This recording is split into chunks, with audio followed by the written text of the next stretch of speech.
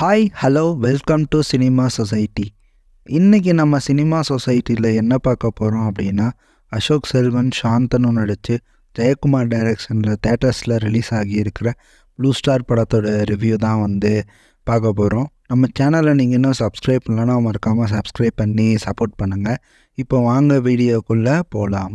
இந்த blue star படத்துடைய கதை என்னன்னு சொல்லி பார்த்தீங்க அப்படின்னா, அரக்கோணத்தில் ப்ளூ ஸ்டார் ஆல்ஃபா பாய்ஸ்ன்னு சொல்லி 2 டீம் இருக்காங்க.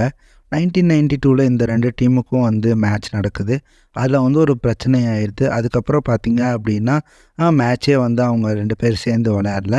ஒரு கட்டத்தில் பார்த்தீங்க அப்படின்னா 2 பேரும் சேர்ந்து விளையாடுற நிலமை வருது. அப்போ ப்ளூ ஸ்டார் டீமோட கேப்டனாக அசோக் செல்வன் இருக்கார். ஆல்ஃபா பாய்ஸோடைய கேப்டனாக சாந்தனு இருக்காங்க. ஸோ இவங்க கூட நடக்கிற பிரச்சனை என்ன, அதுக்கப்புறம் அந்த பிரச்சனையினால் வந்த விளைவுகள் தான் பார்த்தீங்க அப்படின்னா இந்த ப்ளூ ஸ்டார் படத்துடைய மீதி கதை.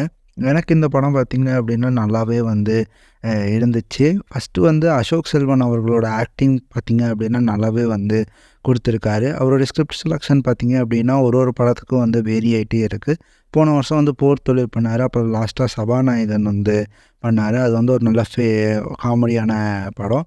ஸோ அதுக்கப்புறம் பார்த்திங்க அப்படின்னா பக்ஸுக்கு ஒரு முக்கியமான ரோல் கொடுத்துருக்காங்க. சாந்தனு அவர்களோட பர்ஃபார்மன்ஸு பார்த்திங்க அப்படின்னா நல்லாவே இருந்துச்சு. கீர்த்தி பாண்டியன் பார்த்திங்க அப்படின்னா இந்த படத்தோட ஃபீமேல் லீடாக வராங்க. ஒரு ஓகேவான ரோல் தான் பார்த்திங்க அப்படின்னா அவங்களுக்கு. ஸோ இந்த படத்தை யார் ப்ரொடியூஸ் பண்ணியிருக்காங்கன்னு சொல்லி பார்த்திங்க அப்படின்னா ரஞ்சித் தான். ஸோ ரஞ்சித் படத்தில் பார்த்திங்க அப்படின்னா கன்ஃபார்மாக அரசியல் இருக்கும். ஸோ இந்த படத்துலேயே பார்த்திங்க அப்படின்னா ஜாதி ரீதியான அரசியல் ஸ்போர்ட்ஸில் எப்படி அப்ளை ஆகிருக்கு அப்படின்னு சொல்லி அழகாகவே காட்டியிருக்காங்க.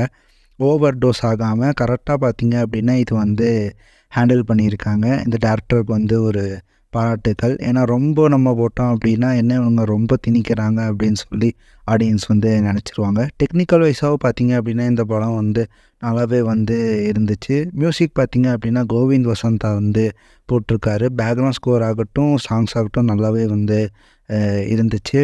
கோவிந்த் வசந்தா பார்த்திங்க அப்படின்னா இப்போ நல்லா ஃபார்ம் பண்ணி வந்திருக்காப்புல.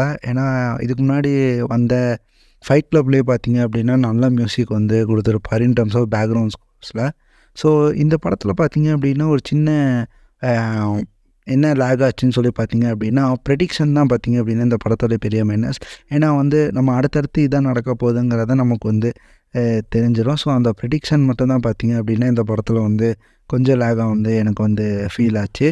ஸோ நீங்கள் இந்த படத்தை பார்த்துட்டீங்க அப்படின்னா இந்த படத்தோடைய உங்கள் ரிவ்யூ என்னங்கிறத நம்ம கமெண்ட் பாக்ஸில் சொல்லுங்கள்.